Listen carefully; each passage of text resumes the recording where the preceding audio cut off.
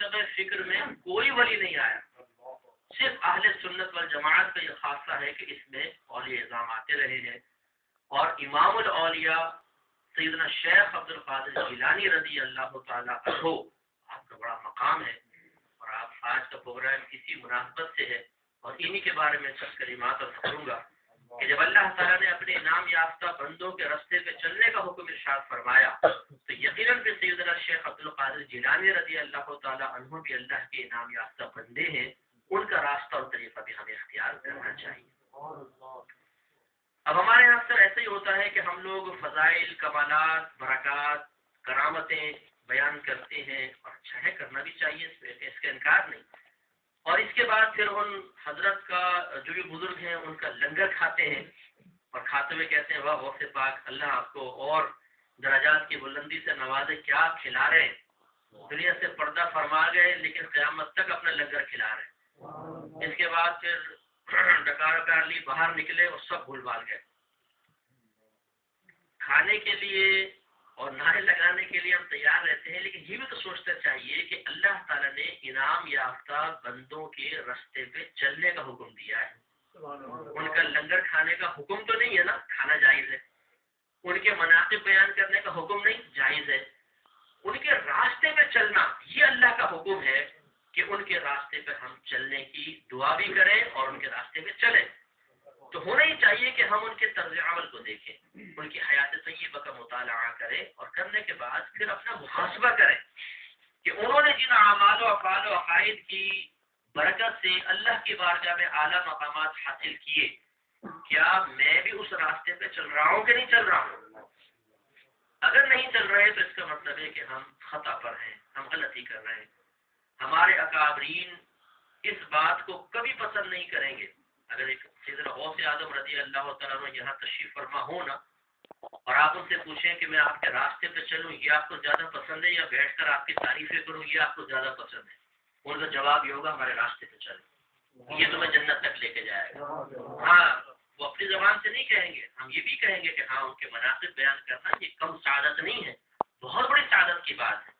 لیکن اکابرین کی پسند، خود ہمارے نبی کریم صلی اللہ علیہ وسلم کی پسند یہی ہے کہ ان کے راستے پر چلا جائے، ان کے طریقے کو اپنایا جائے. تو اس سے پہلے کہ میں ان کے طریقہ عرض کروں اور پھر ہم اپنا محاسبہ بھی کریں، سیدنا شیخ عبد القادر جیلانی رضی اللہ تعالیٰ عنہ کا مقام ذرا سماعت فرمائے.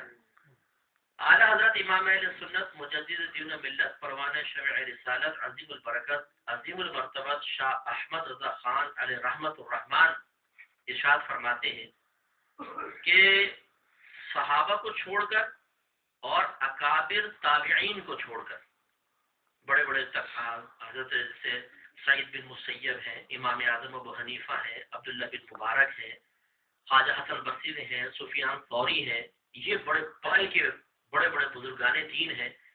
ان کے بعد تبع تابعین سے لے کر اور امام مہدی رضی اللہ تعالی عنہ تک جو قرب قیامت کے وقت آئیں گے، ان تمام سے افضل شیخ عبد القادر جیلانی رضی اللہ تعالیٰ عنہ.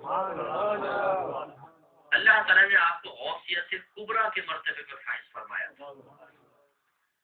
یہ فرماتے ہیں غوثیت کبریٰ آپ کو ملی اور آپ کے بعد اب ملے گی امام مہدی رضی اللہ تعالیٰ عنہ. اور یہ کمال ہے کہ اللہ تبارک و تعالیٰ کی مشیت دیکھیں کہ دونوں آل رسول ہیں. امام مہدی بھی آل رسول میں سے ہیں اور سیدنا شیخ عبد القادر جیلانی رضی اللہ تعالیٰ عنہ حسنی حسینی سید ہیں. ماں باپ کی طرف سے حسن حسین رضی اللہ تعالیٰ عنہما کا خاندانی فیض آپ تک پہنچتا ہے. تو آپ دونوں آل رسول ہیں. اللہ تبارک و تعالیٰ نے آپ دونوں کو غوثیت کبریٰ کے مرتبے پر فائز فرمایا ہے. نبی حضرت شیخ عبد القادر جیلانی رضی اللہ تعالیٰ عنہ نے خود اللہ کے حکم سے بغداد کے منبر پر جلوہ افروز ہو کر یہ کلمات زبان سے ادا کیے کہ قدمی ہادی علی رقبتی کلی ولی اللہ، میرا یہ قدم اللہ تبارک و تعالیٰ کے ہر ولی کی گردن پر ہے. گردن پر ہونے کا مطلب یہ نہیں ہے کہ وہ گردن رکھے میں اس پہ پاؤں رکھ دوں. آپ کے کہنے کا مطلب یہ تھا کہ اللہ تبارک و تعالیٰ نے مجھے وہ مقام و مرتبہ عطا فرمایا ہے کہ کوئی بھی میرے اس مقام و مرتبے تک نہیں پہنچ سکتا ہے. یہ اتنے بڑے اللہ کے ولی تھے اور اتنا اعلیٰ ان کا مقام تھا. لیکن ان کو یہ مقام کس طرح حاصل ہوا؟ یقیناً اس کا کوئی انکار نہیں کر سکتا کہ ولایت وہبی شے ہے، یہ کسبی نہیں ہوتی۔ وہبی کا مطلب ہے کہ جو صرف اللہ کی عطا سے ملتی ہو، اسے وہبی شے کہتے ہیں، اور کسبی اسے کہتے ہیں جس کو انسان اپنی محنت سے حاصل کر سکتا ہو۔ نبوت اور ولایت یہ کسبی اشیاء نہیں ہے کہ کوئی شخص محنت کرے، ریاضت کرے تو ولی بن جائے، محنت کرے تو نبی بن جائے، ایسا نہیں ہے۔ چاہے وہ کتنی ہی محنت کر لے، جس کے لیے اللہ تبارک و تعالیٰ نے ولایت کا فیصلہ کیا، ولایت اسے ہی ملے گی، چاہے وہ پیدائشی چور کیوں نہ ہو۔ چور ہو، چوری کرے، اللہ تعالیٰ جب اس کو ولایت دینا چاہے گا توبہ کی توفیق عطا فرمائے گا اور ایک دم مقام ولایت پر فائز کر دے، یہ اللہ کی مرضی ہے۔ منصب اس کے دست قدرت میں ہے، جسے چاہے جب چاہے جیسے چاہے عطا فرمائے، لیکن یہ ہے وہبی شے۔ تو سیدنا شیخ عبد القادر جیلانی رضی اللہ تعالیٰ عنہ کو ولایت یقیناً اللہ کی طرف سے براہ راست عطا کی گئی، اس میں کسی عمل کا دخل نہیں ہوتا، لیکن اللہ تبارک و تعالیٰ کی اکثر عادت کریمہ یہ ہے کہ اللہ تعالیٰ جس کو ولایت سے نوازنا چاہتا ہے اسے ایسے اعمال اختیار کرنے کی توفیق عطا فرماتا ہے جو اس کی ولایت پر ظاہری علامت بن جاتے ہیں۔ لہذا شیخ عبد القادر جیلانی رضی اللہ تعالیٰ عنہ کو ولایت اپنے کسب سے نہیں ملی ہے، اللہ کی عطا سے ملی ہے۔ یہی وجہ ہے کہ کسی نے پوچھا کہ حضرت آپ کو کب پتہ چلا کہ آپ اللہ کے ولی ہیں؟ آپ نے فرمایا اس وقت کہ جب میں مدرسے جایا کرتا تھا، چھوٹا تھا، مدرسے جایا کرتا تھا، جب میں مدرسے کے بچوں کے پاس پہنچتا تو ایک فرشتہ اور بچوں سے کہا کرتا تھا کہ بچوں راستہ دے دو، اللہ کا ولی آ رہا ہے، اور میں اس آواز کو اپنے کان سے سنا کرتا تھا۔ تو شیخ عبد القادر جیلانی رضی اللہ تعالیٰ عنہ کو پیدائش سے ہی گویا کہ آپ مادر زاد ولی ہیں، تو مادر زاد ولی کہتے ہیں، یعنی ماں کے پیٹ سے ولی پیدا ہو۔ جب آپ تھوڑا ذی شعور ہوئے، علماء نے لکھا ہے کہ 18 سال تقریباً آپ کی عمر مبارکہ ہوئی تو آپ کو اللہ تعالیٰ کی جانب سے علم دین سیکھنے کا اشارہ ہوا۔ وہ اس طریقے سے کہ آپ چھت کے اوپر تھے تو آپ کی نگاہوں سے اللہ نے پردے ہٹا دیے تو کعبۃ اللہ کا منظر نظر آیا اور اس میں لوگ طواف کر رہے تھے، دل بے چین ہوا، علم کی طرف رغبت پیدا ہوئی۔ پھر ایک مرتبہ آپ باہر نکلے تو دل چاہا کہ بچوں کے ساتھ کھیلیں، تو آپ تھوڑا بچوں کے قریب گئے تو ایک بیل وہاں کھڑا ہوا تھا، اس نے وہ مڑا اور بالکل فصیح زبان میں کہا کہ عبد القادر آپ اس کے لیے تو پیدا نہیں کیے گئے۔ آپ کے دل میں خوف سے پیدا ہوا، لرزہ پیدا ہوا، گھر میں داخل ہو گئے تو اشارے سمجھ گئے کہ یہ اللہ تبارک و تعالیٰ نے مجھ سے کوئی بڑا کام لینا ہے اور میں اللہ کا کوئی عام بندہ نہیں ہوں۔ چنانچہ پھر آپ کے دل میں رغبت شدیدہ پیدا ہوئی کہ میں علم حاصل کروں۔ 18 سال کی عمر تھی، اپنی والدہ سے پوچھا کہ امی اگر آپ اجازت دیں میں علم سیکھنے چلا جاؤں۔ والدہ کی عمر اس وقت تھی 80 سال، بوڑھی خاتون تھی۔ انہوں نے کہا کہ بیٹا میں کون ہوتی ہوں تمہیں روکنے والی، ضرور جاؤ اور بالکل علم سیکھو اور دین کی خدمت کرو۔ انہوں نے آپ کی گدڑی میں 40 سونے کی اشرفیاں، 40 دینار سی دیے۔ مشہور واقعہ آپ نے سنا ہوگا، وہ دے دی کہ بیٹا یہ لے جاؤ اور دیکھو ایک وعدہ مجھ سے کرو کہ کبھی بھی تم جھوٹ نہیں بولو۔ آپ نے وعدہ فرمایا اور آپ چل پڑے۔ جب دروازے سے باہر نکلے تو والدہ نے ارشاد فرمایا کہ بیٹا اب انشاءاللہ تم سے میدان محشر میں ہی ملاقات ہو۔ تھوڑا سا غور فرمائے، 18 سال کی عمر ہے، کتنی چھوٹی سی عمر ہوتی ہے، اور پرانے زمانے کا سفر، جنگلوں کے اندر، پھر پیدل، خچروں پہ، گدھوں پہ، اونٹوں پہ، گھوڑوں پر سفر ہوا کرتے تھے، اور ڈاکو راستے میں بہت زیادہ ہوا کرتے تھے، راہدر سے لوٹ لیا کرتے تھے، ختم کر جایا کرتے تھے۔ اور ماں کی عمر ہے 80 سال، 18 سال کا بچہ گھر سے باہر نکل رہا ہے ایک دوسرے شہر میں جا کر، دوسرے علاقے میں جا کر علم سیکھنے کے لیے۔ ماں جواب میں یہ نہیں کہتی کہ بیٹا میں تو ابھی بوڑھی ہو گئی ہوں، چھوڑ یہیں پر کوئی جاب واب کر اور یہیں کسی مولوی صاحب سے کچھ سیکھ لے، آخری ٹائم میں پتہ نہیں کب میں مر جاؤں، کہاں جا رہا ہے میرے بیٹے، میرے پاس رہے۔ اور نہ جب ماں نے یہ کہا کہ بیٹا اب تو انشاءاللہ میدان محشر میں ہی ملاقات ہوگی، تو سیدنا غوث پاک رضی اللہ تعالیٰ عنہ کے قدموں میں کوئی لرزش پیدا ہوئی ہو، رک گئے ہوں کہ اچھا امی اگر آپ کی عمر مبارکہ اتنی کم ہے، اللہ نے آپ کو الہام فرما دیا ہے تو پھر میں ٹھہر جاتا ہوں، میں ابھی نہیں جاتا ہوں۔ کیونکہ جب کوئی اللہ کا ہو جاتا ہے تو اس کے پیش نظر سب سے زیادہ اللہ کی رضا ہوتی ہے، وہ ہر چیز میں اللہ تبارک و تعالیٰ کی رضا کو دیتا ہے۔ آج اگر ہماری کوئی مائیں ہوتی تو شاید 18 سال کے بچے کو کبھی بھی علم دین سیکھنے کے لیے نہ بھیجتی۔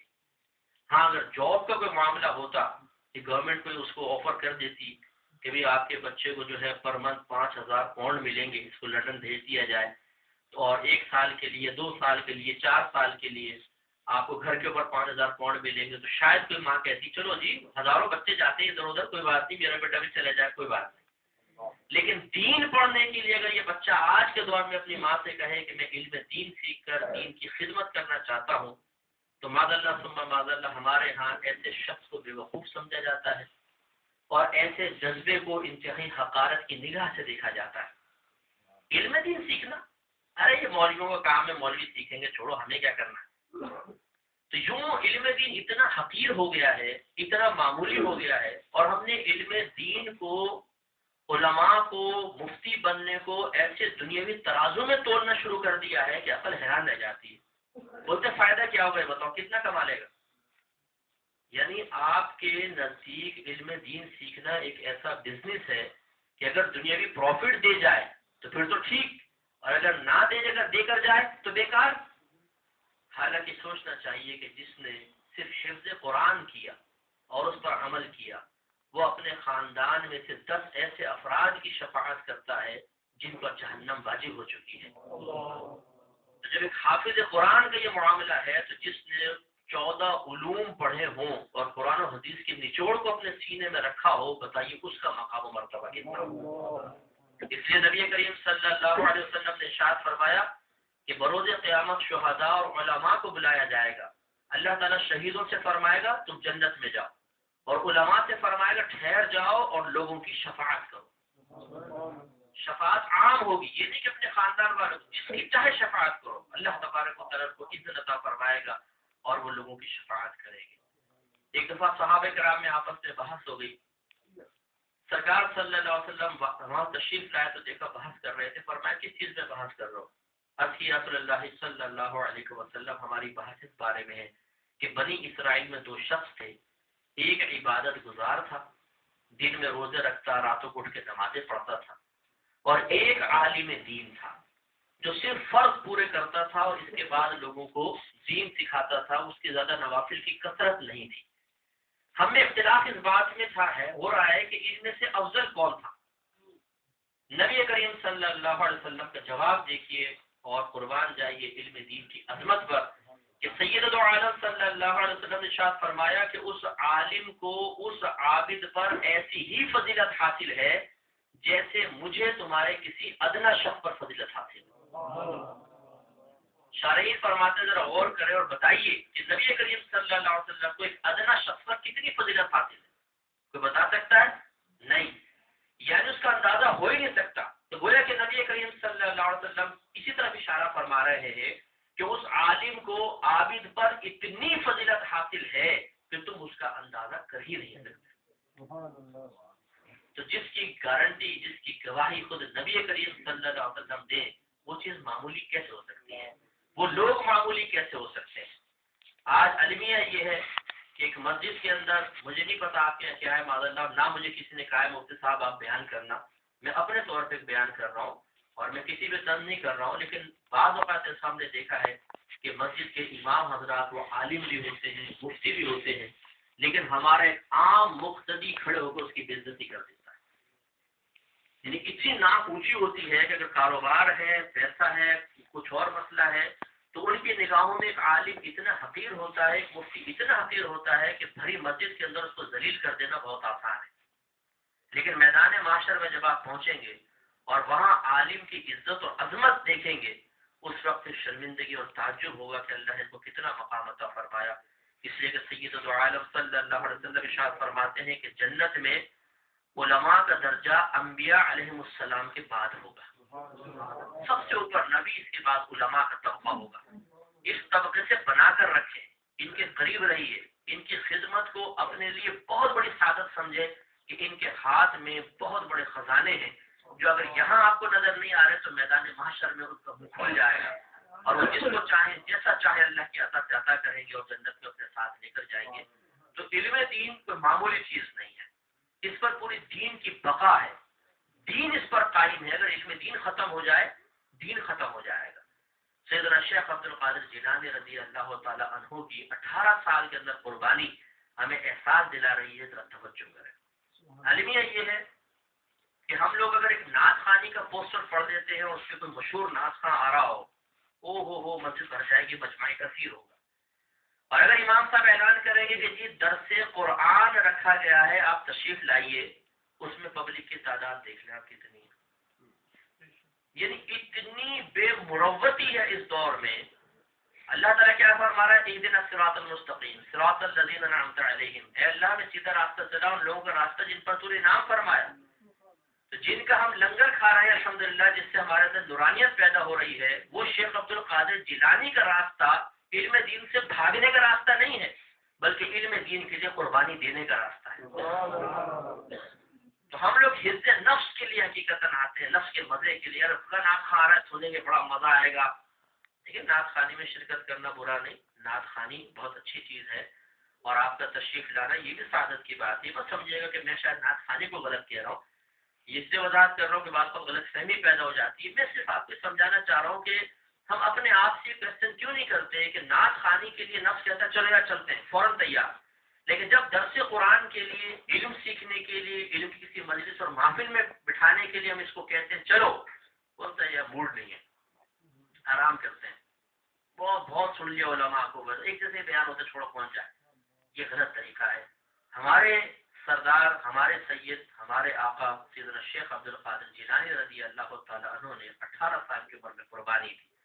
ان کے راستے میں چلنا ہے تو کم از کم اتنی قربانی تو دیں کہ اگر آپ کی